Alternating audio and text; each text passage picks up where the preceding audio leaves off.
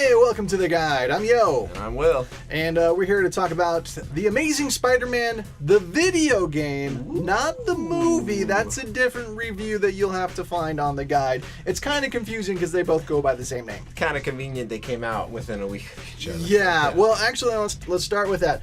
First of all, if you have not seen the movie, do not play the game first, because it will spoil certain things from the movie. Like right in the very beginning, like in the first half hour, I'm like, oh, well, now I know that. It's not going to be very shocking when I see that in the movie now. Thanks a lot. I was kind of expecting that, but I wasn't expecting kind of like how big some of the stuff that they reveal. Like, wow, that would have been kind of shocking to see. Yeah. Now I'm not going to be shocked. I appreciate how they didn't just want to make a video game that kind of like retells the movie and instead takes place right after the movie. It's set in the same world as the movie, but they have a little more freedom to kind of do some different things since it's not constrained by the plot of the film. Right. And so it was almost original, but not quite original. It was kind of like just in this limbo area in between. Yeah, it's kind of teetering over the fence of, that we could do that, but that wouldn't really make sense with the movie. Right, so it didn't. And actually, that whole kind of like limbo area, I mean, that pretty much describes the whole game, don't you think? I was going to say, as far as gameplay, I was kind of in limbo the whole time, too, because the best thing about this game, in my opinion, is the ability to just free roam in New York City and web sling. Yeah, absolutely. And there's a lot of comparisons between this game and Batman Arkham City. They borrow the combat, which is a good idea because the combat in like Spider-Man 2 wasn't that great. I like that it borrowed the combat from Batman Arkham City, but it wasn't quite as good.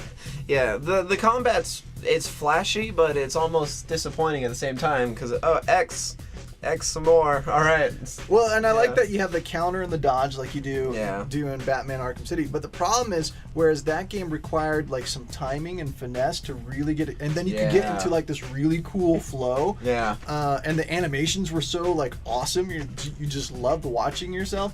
Like this one, it's not quite there, you know. And then you have those times where you go into a room and you can kind of like hang on the ceiling and like stealth attack people, which again was cool. Yeah, definitely reminded me of Arkham City, but again, it fell short of what made the Arkham City stuff exciting. There were so many times where I was playing this game and I was glad that they borrowed some good elements from Arkham City because I thought it improved the Spider-Man game overall, but it wasn't as good, so I was constantly being reminded, well, this is kind of like Arkham City, because Arkham City was better. And if it wasn't in the shadow of that game, I think I would have enjoyed this a lot more. Yeah, definitely. If Arkham City hadn't come out, then we wouldn't know that we're missing all these aspects. But really, I feel like the Spider-Man, most of it is the gameplay is just kind of the tip of the iceberg of the extensiveness that was Arkham City. Exactly. I mean, that's the problem. And they were smart to borrow those elements, but I think they needed more time to kind of refine them and make them feel more like Spidey's own. Because the game does, I'm not saying it's an Arkham City clone. I mean, it has its own flair, it has its own feel. Web slinging is great, and it feels very Spider-Man-ish. It's just when those elements that are so familiar to Arkham City come up, had there been more time, had they not had to tie it to the release of the movie, had it kind of been set in its own world, kind of like Arkham City, I think this could have been a truly great Spider-Man game.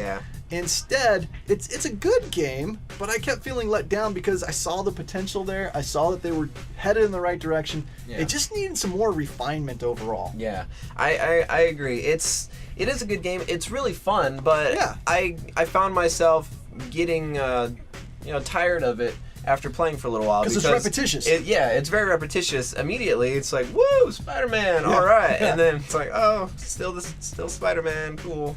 Overall, what would you give The Amazing Spider-Man after kind of breaking all this down? Yeah, I would have to go with a 4 out of 7 for me. Yeah, and I feel the same way. I want to give it more. I like some of the extras in it. Like I spent hours last night collecting comic books throughout the city, which you can collect so many comic books, and it unlocks actual comics. Yeah, which is cool. Full-length comics that you can read, which is cool. And there's alternate costumes you can find. Right. Again, it's cool stuff. I feel the same way. 4 out of 7. It was just, it was almost there. I mean, I don't know how to describe it. You're kind of like, you're so close. It didn't quite convey what I feel like Spider-Man could be, because I feel like Spider-Man he's a superhero, but you know, he really puts forth some effort into his battles, and he plans out. He's very strategic, and I think much more than how it shows in the game. I appreciate that they captured some of his wit. The game was often very funny. Yeah. Unfortunately, it was also very repetitive. So after you like heard a joke, it's like, ha, that's funny. And then like 30 minutes later, you've heard it like 8 times. Like, it's so not funny anymore. Pretty much every time you stop running, Spider-Man pulls up his like suit, like he's got a wedgie or something. It's like he does it all the time. Like, really. So I would give it the same, a 4 out of 7. Again, I think because it's resting in the shadow of Arkham City and because it's borrowed so many elements and it's not quite as good, that just brings the experience down. You know, the new web rush ability is a lot of fun. It's useful. It's helpful for getting around the city. I wish the map would have marked like iconic locations, like where the Empire State Building is, where like the Freedom Tower is being built. You know, like where Times Square is. Because I don't know Manhattan.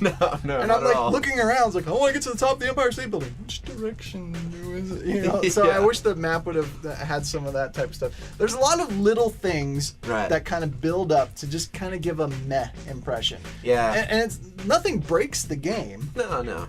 And it's enjoyable. It's almost just like they maybe cut a few corners here and there to get it out in time for the movie. Yeah, exactly. That's my theory. I think that's a good theory. So if you want to read more about The Amazing Spider-Man video game, you can visit our website. Yes, go to gameandmovieguide.com, and then if you are a social networker, get plugged in with us on Facebook. Or you can find us on Google Plus and Twitter. And of course, look for The Amazing Spider-Man movie review at gameandmovieguide.com as well, and more from our friends over at hollywoodjesus.com.